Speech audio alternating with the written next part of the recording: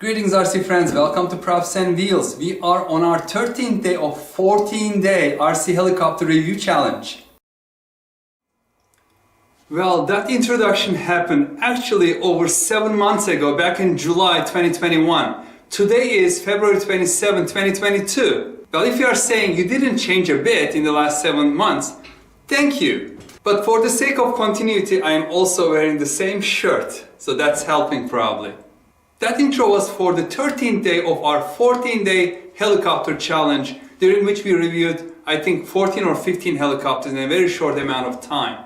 And this was supposed to be in that video, but it didn't happen. The reason is I purchased this bind and fly, and then I couldn't bind it to my Radiomaster TX16S at that time. So I had to botch that review. And then I ended up ordering this transmitter from AliExpress for $30. This is WLtoys, and I knew this was going to work with this. So I paid another $30, bringing up the total to about $80 that I paid for flying this.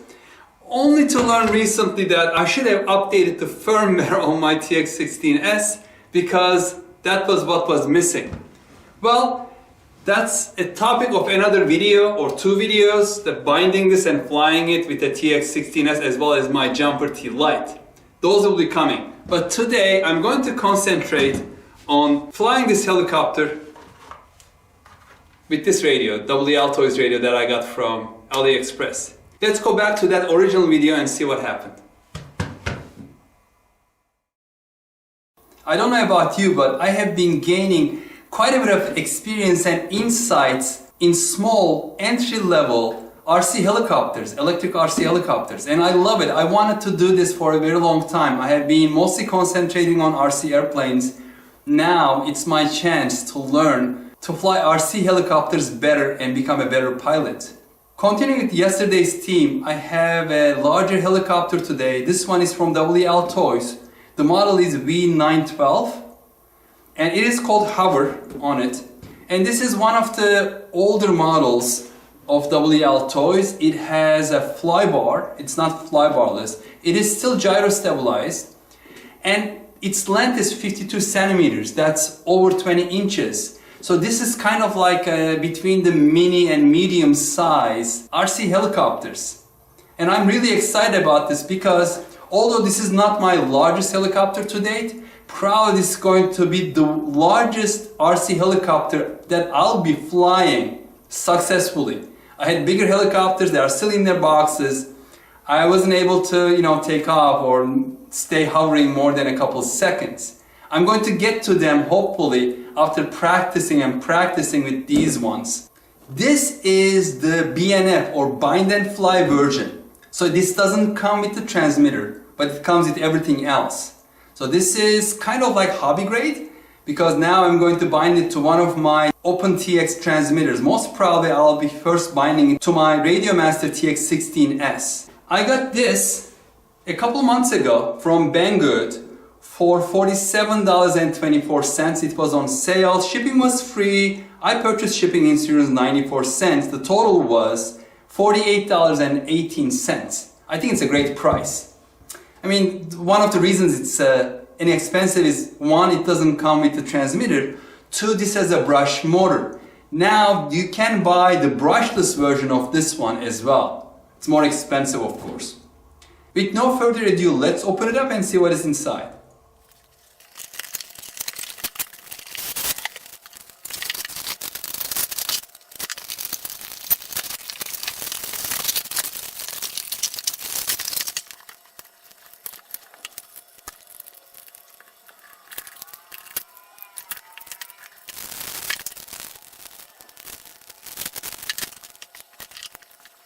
So here it is. They sure packed it well. I had trouble taking everything out of the box. And what do we have here? So we have the helicopter. The battery is already in there, so I took off the canopy. But you have to be careful because it has a light in the front over here on the bottom. And then there's a wire going onto the control board for the light. And this plastic, it has like little cracks on it. I don't know if it is in the paint. I'm not sure, but It goes to the bottom like that, over to these tabs, and it was very difficult to remove from the tabs. And in hindsight, I didn't have to really remove it unless you are planning to replace batteries frequently. You don't have to remove it. You can just charge it with the lead. They provide this AC/DC charger, which is good. This adapter connects to this charger over here, and then you connect the balancing cable to over here. So it charges from the balancing cable. And this is a 2S. I haven't seen 2S 7.4 volts, and I'm trying to read how many milliamp hours it is. Is it like 1000 or something? And it is left underneath that tape, so I cannot see it. I will let you know once I figure it out. And it's all gone. I mean, that portion has been underneath the adhesive, so it is kind of smeared off, so I cannot tell. But I will check the specs in the instruction manual and let you know. And this is, I'm guessing this is not supposed to be loose like that. So what I'm going to do is, there is a brace to hold it in place with 2 screws. I'm going to loosen these screws and push the battery a little bit in. I'm assuming this brace is supposed to be over that black tape or the foam tape, so it will just keep it from vibrating. And then there is an on-off button on this side, but this is like a full 4-channel helicopter. As you can see, it has the proper tail rotor connected to a motor, and here is the flywheel, the older style. So this still has a gyro, but the gyro does not replace the flywheel. So the stability is provided, or part of the stability is provided by this flywheel. This is still fixed pitch. It has the cyclic, but it is fixed pitch. On the box, it says a 3D helicopter over here. It's claiming that this is a 3D helicopter. And here it says 4-channel. So I don't think you can fly it upside down. It's not made for that. So don't believe it.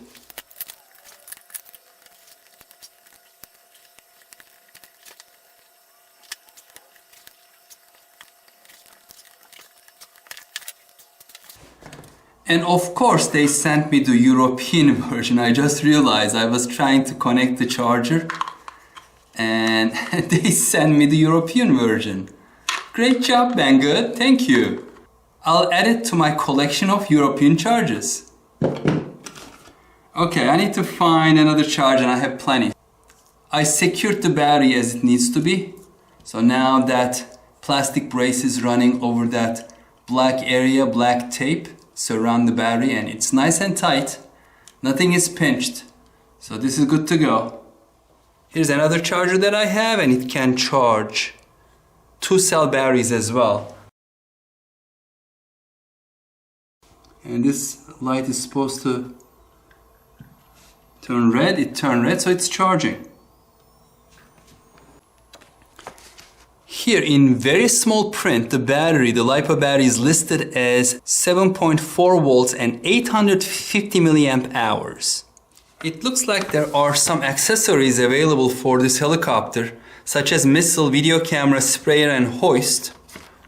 There are connections on the main board for those accessories, and this is giving like the parts numbers. So if you're any interested, probably you can search online and then find these accessories. Well, back to the future again. What I'm going to do next is bind this helicopter to the WLtoys radio and do an indoor flight. Unfortunately, I won't be able to do the outdoor flight today because it's very windy outside, but that video is coming as well. So let's continue. If it is the first time that you are going to bind it to a new transmitter, what you do is basically turn on the helicopter, and let me see if I can show you the blinking light. There's a light blinking in there, red light. And then you turn on the transmitter,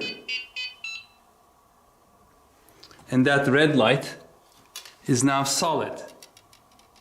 I don't know if I can show you over here, kind of over here. And as you see, the servos are moving. So now we can turn it off. And the next time you're going to do that, you just turn on the transmitter first and quickly turn on the helicopter down, as you see. If you purchase the ready-to-fly version, the transmitter may have buttons located different, because I got this separately and I think this is more for WLtoys V912, the original version, and the buttons are in different locations. So on mine, this is the low high rates switch. As you see, just H and back to L, low high rates. And the light switch is this one. So it turns off the front light and turns back on, as you see. And this is, I'm assuming, the accelerate button, where when you are holding it, it gives a more banking angle and it moves the helicopter a little quicker. I think it's like if you are in the low rate and press that, it goes to high rate. I'm not entirely sure, but I'm going to test that, not indoors, but outdoors. One thing I don't like about this helicopter, although I love the size, it's really nice size for me, is that the battery is not really removable. I mean, you cannot replace the battery easily without taking off the cowling, which is a pain. And also the battery inside is kind of clamped down. So if you are on the field and you have a second battery, it will be very difficult to take it out. So what you do basically is, charge it on the helicopter, so you only have one battery. And hopefully the flight time is long enough.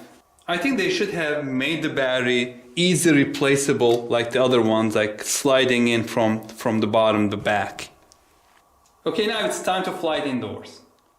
Just a word of caution before we get started. I do not recommend anyone flying this helicopter indoors, especially in living rooms, kitchen, dining rooms, because this is big, this is substantial, and that blade can do some damage. I'm here in a completely empty basement, and I am a professional, as they say on TV, so don't try it at home. That's my 2 cents. Try to flying it outdoors or in a larger gym, enclosed space that is big enough. And also, I do not recommend this as a first helicopter, absolutely not. This should be second or third helicopter, depending how much experience you gain with your first or second helicopters. Okay, let's do this.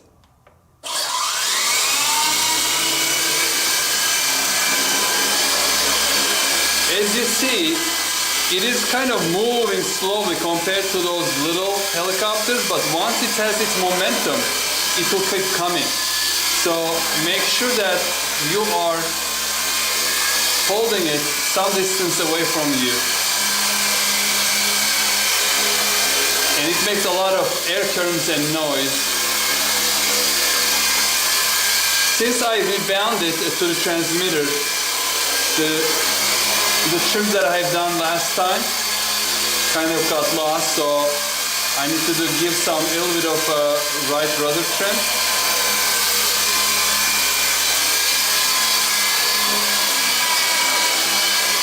Is it better? The tail is, I think, getting better. Maybe a little more. And it's getting affected from its own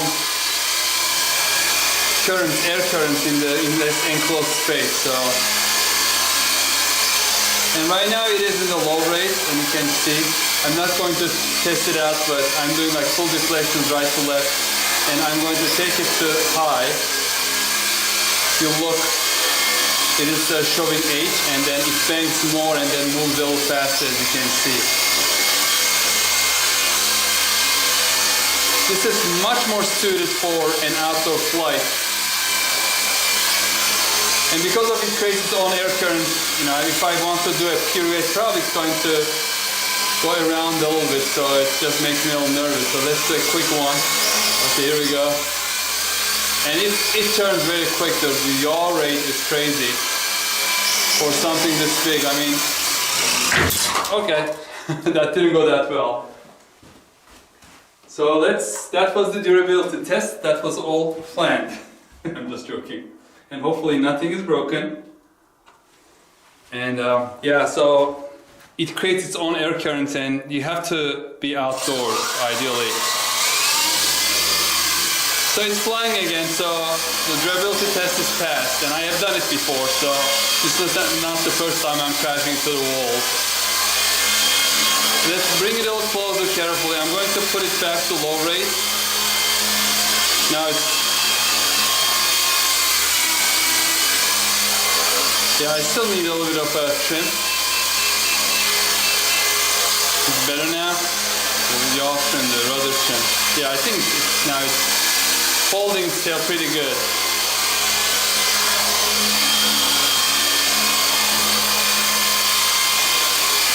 And here it is.